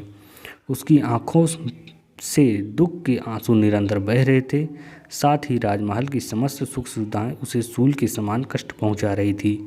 कोमल बिस्तरों पर शयन भी उसे कांटों की सैया के समान प्रतीत हो रहा था। प्रस्तुत गद्यावतरण में किसके बारे में और क्या कहा गया है? इसका राइट आंसर क्या है? प्रस्तुत गद्यावतरण में रोहतास किले के अधिपति के मंत्री चूड़ामणि की एकमात्र पुत्री ममता के विषय में कहा गया है, जो कि युवा अवस्था में ही विधवा हो गई थी। समस्त प्रकार की सुख सुविधाओं की उपलब्धता होने पर भी उसकी परेशानियों का कोई अंत नहीं था। क्वेश्चन नंबर 4 है, हिंदू विधवा को तुच्छ निराश्रय प्राणी क्यों कहा गया है? सामाजिक परिस्थितियों के कारण आज भी हिंदू समाज में विधवा का जीवन दुखी, उपेक्षित तथा अनाथ जैसा होता है। इस कारण उसका जीवन उसके लिए भार स्वरूप बन जाता है। इसी कारण हिंदू विधवा को तुच्छ निराश्रित प्राणी कहा गया है। ममता की वेदना का वर्णन अपने शब्दों में कीजिए। ममता रोहतास किले के अधिपति के मंत्री चूड़ामणि की एकमात्र पुत्री थी। उसके पास सुख सुविधाओं के समस्त साधन विद्यमान थे, फिर भी उसके मन में पीड़ा थी। मस्तिष्क में विचारों की आंधी चल रही थी। आँखों में आंसू बह रहे थे। कोमल बिस्तर भी उसे कांटों की सैया समान प्रतीत हो रही थी। ममता कौन थी? उसकी क्या स्थिति थी? ममता रोहतास किले के अधिपति के मंत्री चूड़ामणि की एकमात्र पुत्री थी जो विधवा हो गई थी। राजमहल के मुख्य निकट के बैठी थी। वह सोन नदी के तेज प्रवाह को एकटक देखी जा रही थी। अगला गद्यांश है, यह एक नैतिक और आध्यात्मिक स्रोत है। इतना पैराग्राफ दिया गया है, अहिंसा का है, तो इनमें से हमें अंडरलाइन जो दिया गया है इसी का हमें गद्यांश का संदर्भ लिखना है। तो संदर्भ क्या है? प्रस्तुत गद्यांश हमारी पाठ्य पुस्तक हिंदी के गद्य खंड में संकलित डॉक्टर राजेंद्र प्रसाद द्वारा लिखित भारतीय संस्कृति नामक निबंध से उद्धृत है। ये हो गया इसका संदर्भ। अब देखते हैं क्वेश्चंस को। मानव मात्र के लिए वर्तमान में क्या आवश्यक हो गया है? मानव मात्र के जीवन के लिए सत्य और अहिंसा नामक अमर तत्व की आवश्यकता है। आज की बढ़ती हुई हिंसात्मक प्रवृत्ति में इसकी प्रासंगिकता और भी बढ़ गई है। गद्यांश के रेखांकित अंश की व्याख्या कीजिए। प्रस्तुत गद्यांश में लेखक यह बता रहे हैं कि हम बड़े ही भाग्यवान हैं कि इसी प्रकार के एक स्थूल रूप को हमने अपने बीच चलते फिरते और हंसते रोते हुए देखा है। इसी मूर्त रूप ने परतंत्रता के परिणाम स्वरूप सूख चुकी हमारी हड्डियों को अमृत तत्व की स्मृति दिलाकर नई मज्जा प्रदान की, मरे हुए से हमारे शरीर में प्राणों का संचार किया, निराश एवं मुरझाए हुए दिलों को प्राणदान देकर पुनः खिता दिया, उनमें नूतन ऊर्जा का संचार किया। उस मूर्त रूप ने जो अमर तत्व प्रदान किया वह सत्य और हिंसा का है। नेक्स्ट गद्यांश देखते हैं क्या है। भिन्न भिन्न धर्मों को, ये भी पैराग्राफ है, अंडरलाइन वाला, हमें इसकी का रेखांकित अंश का व्याख्या करना है। प्रस्तुत गद्यांश हमारी पाठ्य पुस्तक हिंदी के गद्य खंड में संकलित डॉक्टर राजेंद्र प्रसाद द्वारा लिखित भारतीय संस्कृति नामक निबंध से उद्धृत है। ये सभी जो गद्यांश आपको दिए जा रहे हैं ये सभी इम्पॉर्टेंट है, बार बार एग्जाम में पूछे गए हैं और पूछे जाने के मैक्सिमम चांसेस हैं। इसीलिए यहाँ पर कई प्रकार के गद्यों का हम पढ़ रहे हैं जो कि एग्ज़ाम्स में आएंगे। क्वेश्चन नंबर 2 है, रेखांकित अंश की व्याख्या कीजिए। लेखक डॉक्टर राजेंद्र प्रसाद का कहना है कि भारत भूमि की विभिन्नताओं को देखकर दूसरे देशों के वासी अथवा ऐसे व्यक्ति जो यहाँ के मौलिक स्वरूप से अनभिज्ञ हैं घबरा जाते हैं और कह बैठते हैं कि भारत तो एक देश है ही नहीं, अपितु यह तो एक अनेक देशों का समूह है। यहाँ के निवासी एक भी किसी जाति के नहीं हैं, अपितु भिन्न भिन्न जाति के हैं। दूसरे देशवासियों की इस प्रकार की बातों में आश्चर्य करने योग्य कुछ भी नहीं है, क्योंकि वे इस देश को ऊपर ही ऊपर अर्थात सतही दृष्टि से देखते हैं, इस प्रकार की गहराई में नहीं उतरते। निश्चित ही ऐसे लोगों को विभिन्नता अर्थात अनेकता ही नजर आएगी। प्रस्तुत गद्यावतरण में लेखक क्या कहना चाहता है? प्रस्तुत गद्यावतरण में लेखक भारत भूमि की विविधता का बहुत ही सार्थक और धनात्मक रूप में वर्णन करता है। इससे लेखक की अपने देश और उसकी संस्कृति के प्रति प्रेम की भावना झलकती है। अब यहाँ पर देखते हैं पद्यांश पर आधारित प्रश्नोत्तर जो कि इम्पॉर्टेंट हैं आपके एग्ज़ाम्स में। तो यहाँ पर ये हिंदी पद्यांश का है। पद्यांश यहाँ पर 4-5 लाइन दिया होगा पद्यांश, उसी का आपको देखकर रेखांकित अंश का व्याख्या करना है, संदर्भ लिखना है। तो यहाँ पर दिया गया है, चरण कमल बंदो हरिराई, जाकी कृपा पंगु गिरी, लंघय अंधे कौ सब कुछ दर्शाई, बहिरो सुने गूंग पूनी बोले, रंक चले सिर छत्र धराई, सूरदास स्वामी करुणामय बार बार बंदों तिहि पाई। प्रस्तुत पद्यांश का संदर्भ लिखिए। प्रस्तुत पद्यांश हमारी पाठ्य पुस्तक के काव्य खंड के पद शीर्षक से उद्धृत है। यह सूरदास द्वारा रचित सूरसागर महाकाव्य से लिया गया है। रेखांकित अंश की व्याख्या कीजिए। सर्वेश्वर श्री हरि के चरण कमलों की मैं वंदना करता हूँ, जिनकी कृपा से पंगु भी पर्वत को पार करने में समर्थ हो जाता है, जिनकी कृपा से अंधे को सब कुछ दिखने लगता है।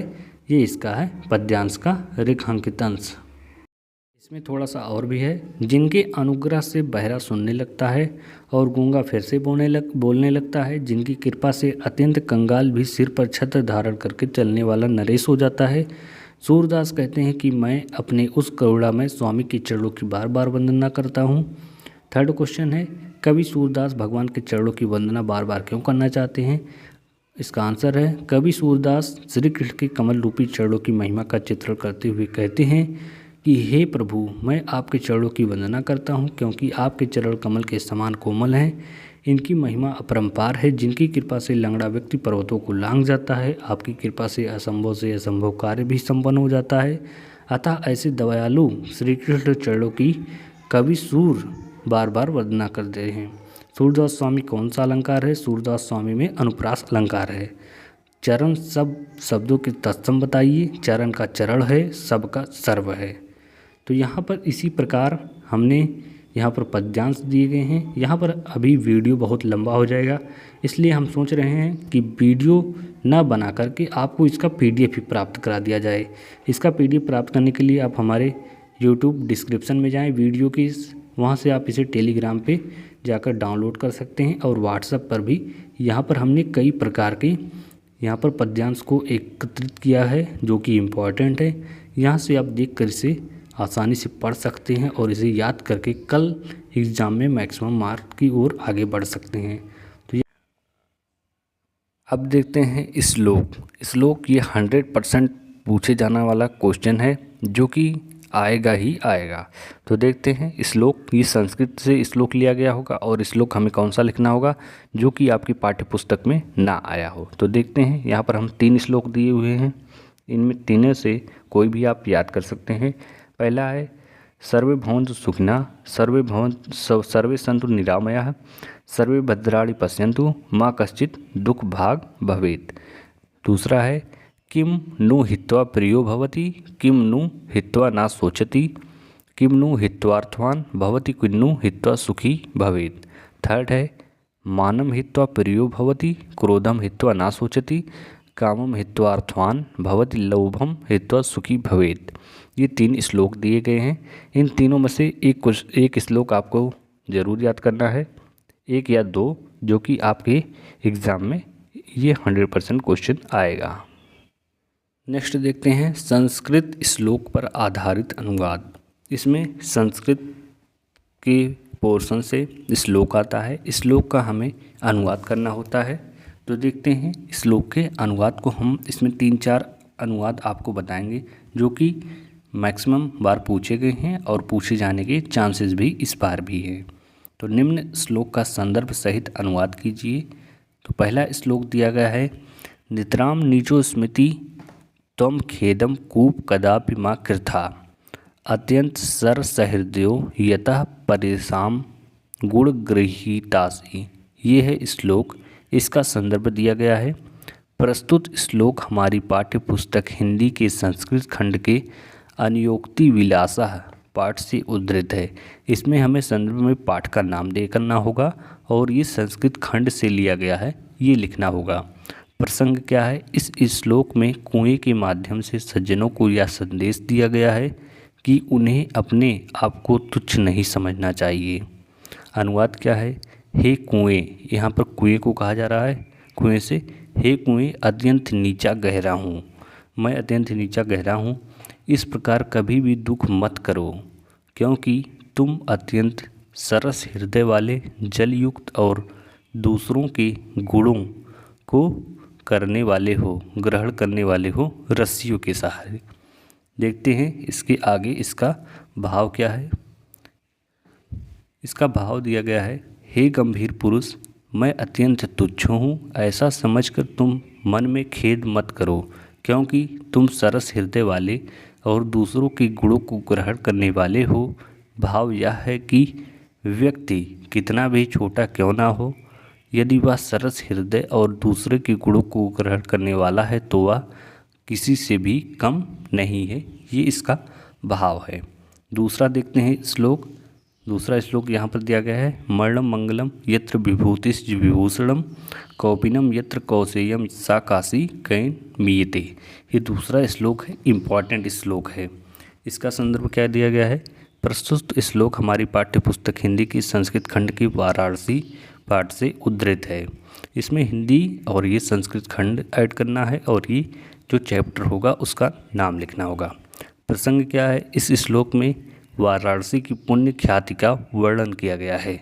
जो चैप्टर होगा उसके बारे में वैसा ही हमें इसमें प्रसंग में डालना होगा। तो इसका देखते हैं अनुवाद क्या है। इसका अनुवाद है जहाँ पर मरना कल्याणकारी समझा जाता है, जहाँ शरीर पर, शरीर को कहा जाता है शरीर भस्म धारण करना आभूषण है, जहाँ कौपीन का मतलब है लंगोटी हो, रेशमी वस्त्र है, जहाँ कौपीन रेशमी वस्त्र है, वह काशी किसके द्वारा मापी जा सकती है, अर्थात उसकी क्षमता किससे की जा सकती है। तात्पर्य यह है कि किसी से भी नहीं, इसका अनुवाद है। थर्ड नंबर श्लोक देखते हैं क्या दिया गया है। बंधनम मरणम वापि जयो वापि पराजया, उभयत्र समो वीरा वीर भावो ही वीरता। ये थर्ड श्लोक है।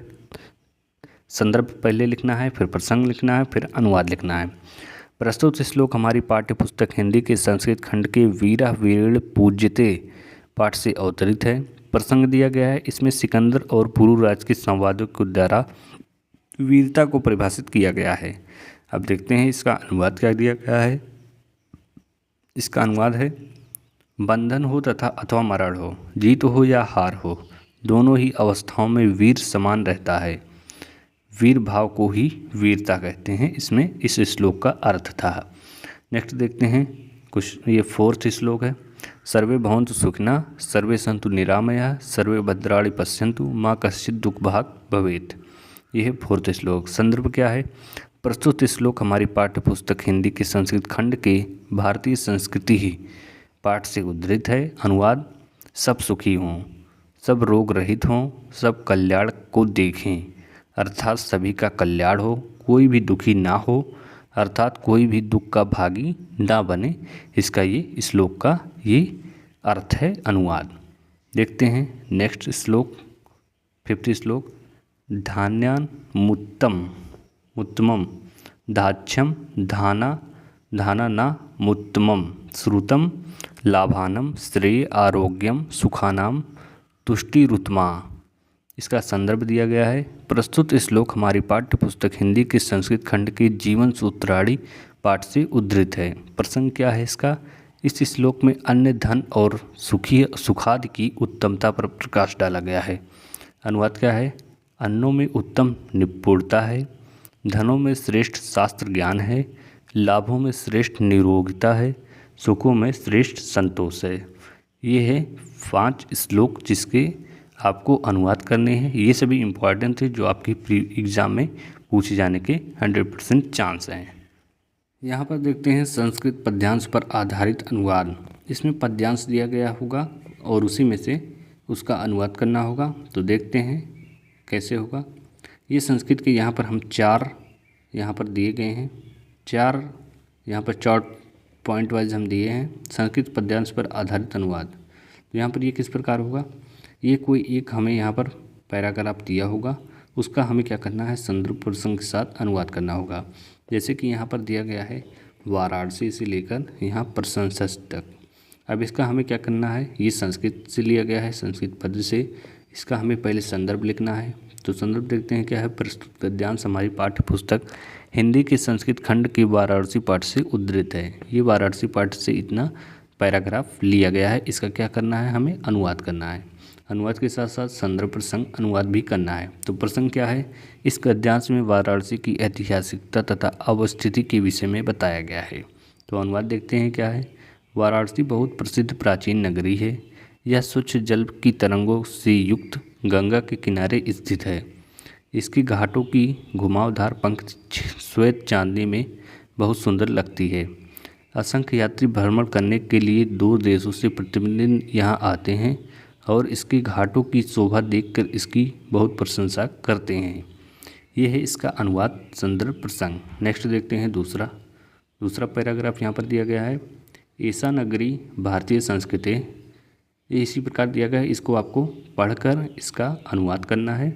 अनुवाद ये देखिए इसी चैप्टर का है, इसलिए हम इसमें संदर्भ नहीं दिए हैं। ये भी इसका संदर्भ सेम होगा पहले की तरह और प्रसंग भी सेम होगा। तो इसका अर्थ क्या होगा? ऐसा नगरी, यह नगरी आप इसे आसानी से, आराम से इसे समझकर पढ़कर याद कर लीजिएगा। यहाँ पर हम इसे जल्दी थोड़ा बता दे रहे हैं क्योंकि समय का अभाव है। यह नगरी भारतीय संस्कृति और संस्कृत भाषा की केंद्र स्थली है। यहीं से संस्कृत साहित्य और संस्कृति का प्रकाश सभी जगह फैला हुआ है। मुगल युवराज दारा शिकोह ने यहाँ आकर भारतीय दर्शन शास्त्रों का अध्ययन किया था। वह उनके ज्ञान से इतना प्रभावित हुआ था कि उसने उपनिषदों का अनुवाद फारसी में कराया। थर्ड देखते हैं, थर्ड पैराग्राफ क्या है। ये भी इसी चैप्टर का है, इसलिए इसमें भी संदर्भ नहीं दिया गया है। इसका अनुवाद देखते हैं। यह नगरी विविध धर्मों के मिलन का स्थान रही है। महात्मा बुद्ध, तीर्थंकर, पार्श्वनाथ, शंकराचार्य, कबीर, गोस्वामी तुलसीदास और दूसरे बहुत से महात्माओं ने यहाँ आकर अपने विचारों को फैलाया, अर्थात अपने विचारों का प्रसार किया। केवल दर्शन, साहित्य और धर्म में ही नहीं अपितु कला के क्षेत्र में भी यह नगर विविध कलाओं और शिल्पों के लिए संसार में प्रसिद्ध है। यहाँ की रेशमी साड़ियाँ देश विदेश में सभी जगह पसंद की जाती हैं। यहाँ की पत्थर की मूर्तियाँ प्रसिद्ध हैं। यह अपनी प्राचीन परंपरा का इस समय भी पालन कर रही है। ये किसका था? ये था इयम नगरी विविधारमाणम और परिपालयति। ये इसका संकेत टाइप हो जाएगा जिसमें से आपको इसका अर्थ निकाल कर अनुवाद करना होगा, जो आप इसे आसानी से एक एक लाइन वाइज इसे आसानी से मैच कर पढ़ सकते हैं। यहाँ पर ये हमारा 4th पैराग्राफ दिया गया है जो कि लास्ट पैराग्राफ है संस्कृत पद्यांश पर आधारित प्रश्नों के अनुवाद के आधार पर। तो यहाँ पर एक पैराग्राफ दिया गया है, यहाँ पर ये 4 लाइन दिया हुआ है। जिसका हमें संदर्भ के साथ प्रसंग और व्याख्या करना है। प्रस्तुत गद्यांश हमारी पाठ्य पुस्तक हिंदी के संस्कृत खंड के भारतीय संस्कृति नामक पाठ से उद्धृत है। अब ये इतना एक पैराग्राफ दिया गया है संस्कृत में जिसका हमें अनुवाद करना है। प्रसंग दिया गया है, प्रस्तुत गद्यांश में भारतीय संस्कृति की गतिशीलता और उसके लचीलेपन के बारे में बताया गया है। ये इसका प्रसंग है। अब देखते हैं इसका अनुवाद क्या है। अनुवाद: हमारी संस्कृति सदा गतिशील रही है। मानव जीवन को शुद्ध करने के लिए यह समय अनुसार नई नई विचारधारा को स्वीकार कर लेती है और नई शक्ति को प्राप्त करती है। इसमें दुराग्रह हठ धर्मिता नहीं है जो युक्त संगत और कल्याण करने वाला है, वह इसमें हर्ष सहित ग्रहण किया जाता है। इसकी गतिशीलता का रहस्य मानव जीवन में सदा रहने वाले मूल्यों में स्थित है, जैसे कि सत्य का सम्मान, सभी प्राणियों के प्रति समान भाव, विचारों में उदारता और आचरण में दृढ़ता। ये इसका अनुवाद है। यहाँ पर संस्कृत अति लघु प्रश्नोत्तर दिया गया है जो कि आपके एग्जाम में 2 क्वेश्चंस पूछे जाएंगे। तो यहाँ पर हमने 10 से 15 क्वेश्चन को ऐड किया गया है जो कि वेरी इंपॉर्टेंट हैं। तो फर्स्ट क्वेश्चन है, वाराणसी नगरी कुत्र स्थिता अस्ति? वाराणसी नगरा कहाँ स्थित है? तो गंगया कूले स्थिता, गंगा के किनारे स्थित है। वाराणसी नगरी केसाम संगम स्थली अस्ति? तो यहाँ पर विविध धर्माणाम संगम स्थली अस्ति, ये इसका राइट आंसर है। वाराणसी कस्य भाषया केंद्रम अस्ति? संस्कृत भाषयाश्च केंद्रम अस्ति। दारासिकोह कस्याम भाषायाम उपनिषदाम अनुवादम अकारयत? दारासिकोह ने कौन सी भाषा को उपनिषद को कौन सी भाषा में अनुवाद कराया? तो फारसी। पारसी भाषायाम उपनिषदाम अनुवादम अकारयत। सुवर्णस्य किम मुख्य दुखम अस्ति? जनाः सुवर्ण गुंजया सह तोलयन्ति इति सुवर्णस्य मुख्य दुःखम अस्ति। कूपः किमर्थम दुःखम अनुभवति? कूपः नितराम नीचा अस्ति अतः सः दुःखम अनुभवति। ये है क्वेश्चन नंबर 6 तक। इसके आगे देखते हैं क्वेश्चन नंबर 7। वीरः केन पूज्यते? वीरः वीरेण पूज्यते। पूर्व राजा केन सह युद्धम अकरोत्? पूर्व राजा अलछेन्द्रेण सह युद्धम अकरोत्। गीतायाः का संदेश? निष्काम कर्म करणम एवे गीतायाः संदेशः अस्ति। पदेन विना किम दूरम याति? पदेन विना पत्रम दूरम याति। ज्ञानम कुत्र संभवति? ज्ञानम सर्वत्र संभवति। चंद्रशेखर का आसीत्? चंद्रशेखर प्रसिद्ध क्रांतिकारी देशभक्तश्च आसीत्। यहाँ पर 12 क्वेश्चन हो गया। 3 क्वेश्चन और देखते हैं। चंद्रशेखर स्वनाम किम अकथयत? चंद्रशेखर स्वनाम आजाद इति अकथयत। चंद्रशेखर स्वगृहं किम अवदत्? चंद्रशेखर स्वगृहं कारागारम अवदत्। भारतीय संस्कृते मूलम किमस्ति? विश्वस्य स्पष्टा ईश्वरः एक एव इति भारतीय संस्कृते मूलम अस्ति। ये है इसका राइट आंसर। ये हो गया 15 क्वेश्चन आपके संस्कृत अति लघु प्रश्नोत्तर के। यहाँ से आप इसे आसानी से पढ़कर पास हो सकते हैं एग्ज़ाम में। एक रात में आप इसे आसानी से पढ़कर पास हो सकते हैं। इसका PDF आपके टेलीग्राम पर मिल जाएगा, व्हाट्सएप पर मिल जाएगा, SR स्मार्ट लर्नर पर। यहाँ पर देखते हैं पत्र लेखन के बारे में, पत्र को कैसे लिखा जाता है। यहाँ पर हम आपको 3 पत्र देते हैं जो आपके एग्ज़ाम में पूछे जाने के 100% चांस होंगे। तो देखते हैं पत्र को किस प्रकार लिखा जाता है। यहाँ पर पहला पत्र है, शुल्क मुक्ति हेतु अपने प्रधानाचार्य को एक पत्र लिखिए। तो आपको इसी फॉर्मेट में लिखना भी है। कैसे क्या लिखना है इसे आप आसानी से देखकर समझिएगा। पहले लिखना है सेवा में, प्रधानाचार्य आनंद पब्लिक स्कूल उत्तर प्रदेश।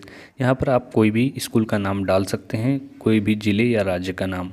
विषय शुल्क मुक्ति के लिए प्रधानाचार्य प्रार्थना पत्र। उसके बाद महोदय, उसी के नीचे सविनय निवेदन है कि मैं कक्षा 10 का विद्यार्थी हूँ। मेरे परिवार की आर्थिक स्थिति कमज़ोर है। मेरे पिताजी अपने छोटे से व्यवसाय द्वारा बड़ी कठिनाई से परिवार का पालन पोषण करते हैं। आर्थिक तंगी के कारण हमारे परिवार के लिए विद्यालय का शुल्क देना कठिन हो रहा है। उसके बाद आगे देखते हैं नेक्स्ट क्या दिया गया है। अतः आपसे विनम्र निवेदन है कि मेरी परिस्थिति को ध्यान में रखते हुए मुझे शुल्क मुक्ति प्रदान करने की कृपा करें। मैं अपने अध्ययन में उत्कृष्ट प्रदर्शन जारी रखने का पूरा प्रयास करूंगा।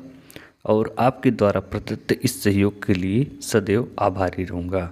उसके बाद यहाँ पर लिखना है साइड में आपका आज्ञाकारी शिष्य XYZ ABC जो भी हो, आप इसमें नाम नहीं लिखेंगे। क्लास डाल सकते हैं कक्षा 10B और दिनांक भी आप यहाँ डाल सकते हैं। उसके बाद देखते हैं दूसरा क्या है। दूसरा पत्र लेखन क्या है। अपनी गली मोहल्ले की नालियों की समुचित सफाई के लिए नगर निगम के स्वास्थ्य अधिकारी को पत्र लिखिए। तो ये पत्र कहाँ से लिखा जा रहा है, पहले इसे साइड में लिखिए। परीक्षा भवन प्रयागराज दिनांक 24/2/2025 को ये पत्र लिखा जा रहा है। किसको लिखा जा रहा है, सेवा में स्वास्थ्य अधिकारी नगर निगम मेरठ उत्तर प्रदेश। इसको इस साइड लिखना है। उसके बाद कौन सा विषय है, मोहल्ले की सफाई हेतु। मान्यवर, आपका ध्यान अकबरपुर से संलग्न बस्ती की गंदगी से उत्पन्न दयनीय स्थिति की ओर आकर्षित किया जाता है। इस बस्ती में सफाई व्यवस्था इतनी निम्न स्तर और चिंताजनक है कि यहाँ के निवासियों के स्वास्थ्य के लिए भयानक खतरा उत्पन्न हो गया है।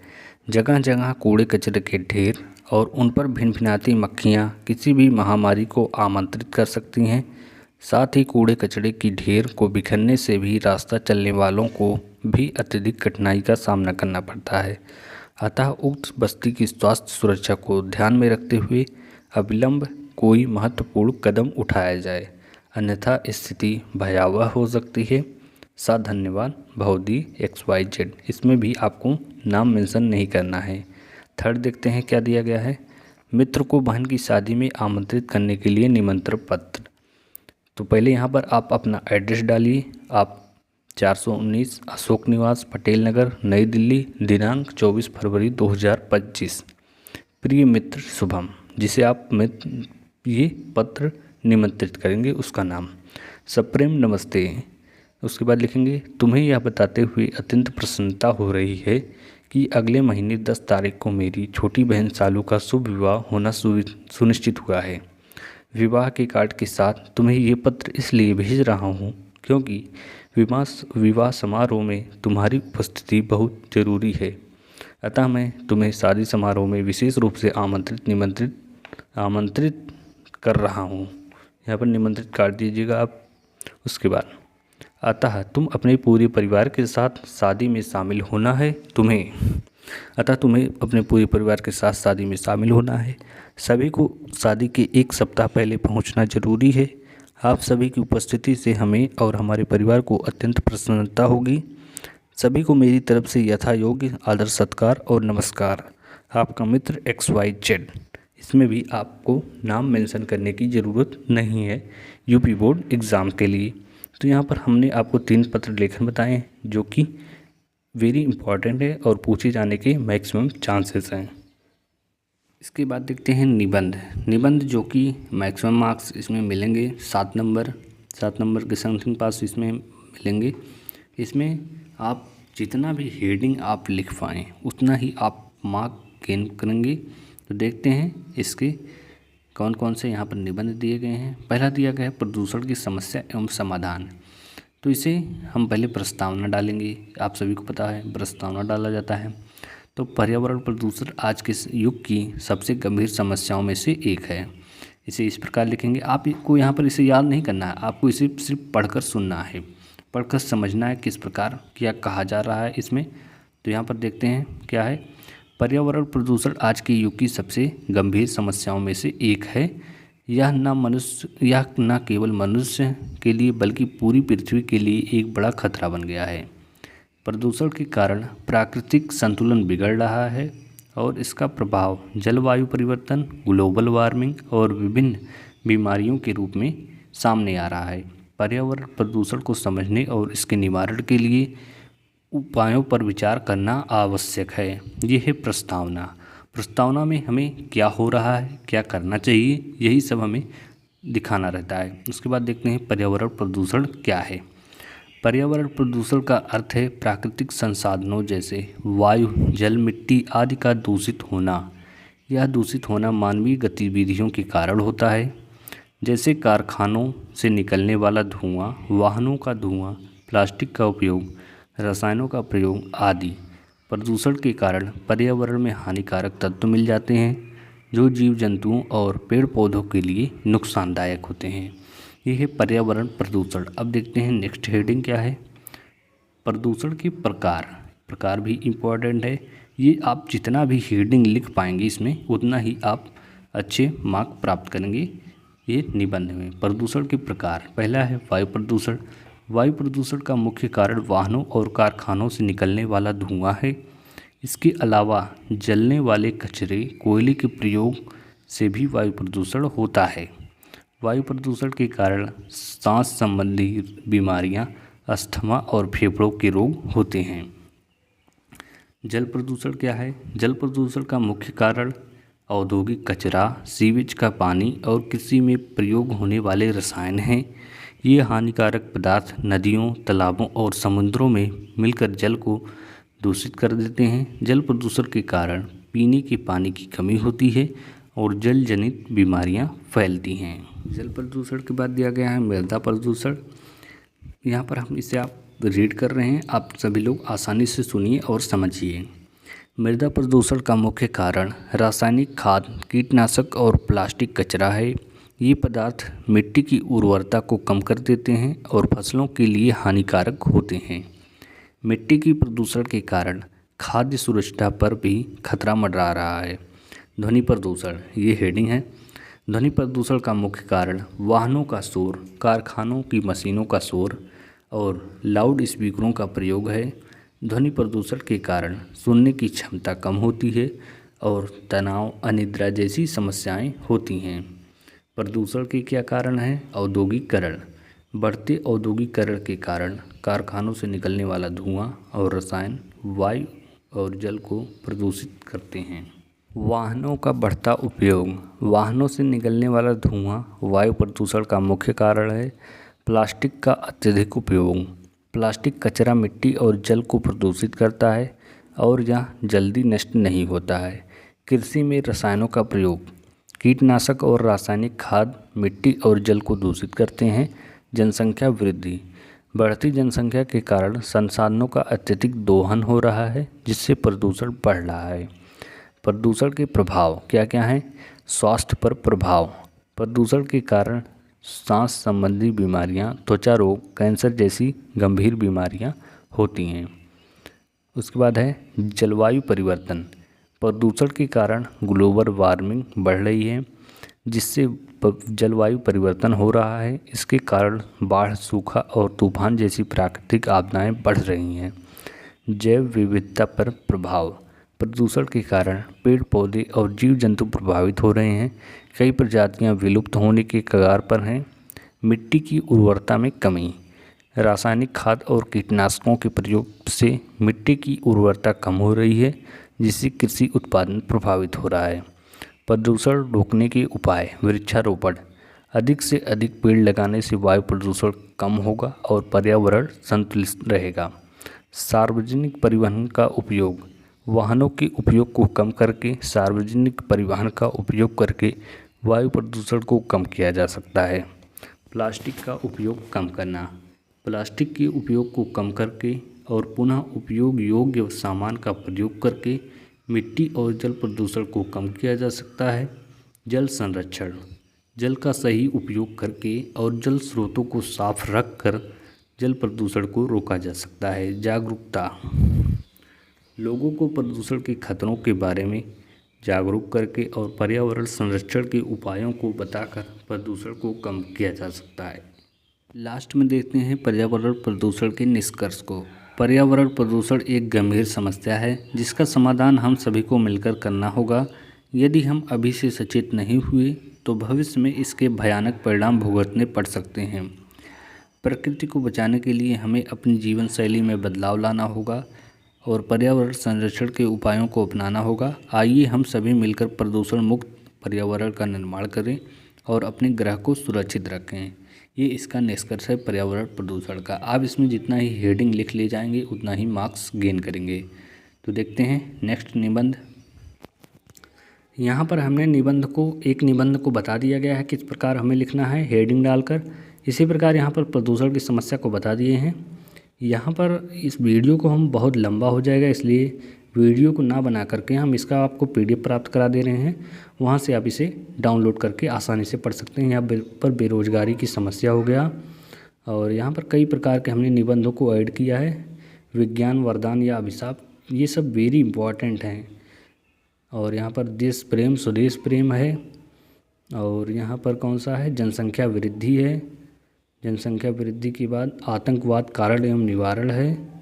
उसके बाद ये यहाँ तक है। उसका पत्र लेखन भी आप यहाँ से इसका PDF प्राप्त कर सकते हैं, जो कि हमने यहाँ पर 3 पत्र लेखन को बताया है। उसके बाद खंड काव्य, खंड काव्य में हमने जय सुभाष का सारांश स्पष्ट किया है हेडिंग के साथ, जिसे आप आसानी से पढ़कर मैक्सिमम मार्क्स प्राप्त कर सकते हैं। इसका आप PDF डाउनलोड करने के लिए हमारे टेलीग्राम SR स्मार्ट लर्न और WhatsApp group SR smart learn channel पर जाएं, जहां से आप इसका PDF आसानी से डाउनलोड कर सकते हैं। और इसी प्रकार के PDF पाने के लिए हमारे चैनल को भी सब्सक्राइब करें। और ये द एंड होता है, यहाँ पर पूरे सिलेबस को कंप्लीट कर दिया गया है। यहाँ से आप 70 में से 70 मार्क्स गेन कर सकते हैं, और आप एक भी क्वेश्चन को मत छोड़िएगा एग्ज़ाम्स में। तो देखते हैं, best wishes for your exam. आपकी एग्ज़ाम की बहुत बहुत बधाई, और आप अच्छे से लिखिए बिना डर के, और पूरी कॉपी को भरने की कोशिश करिए। Thanks for watching this video.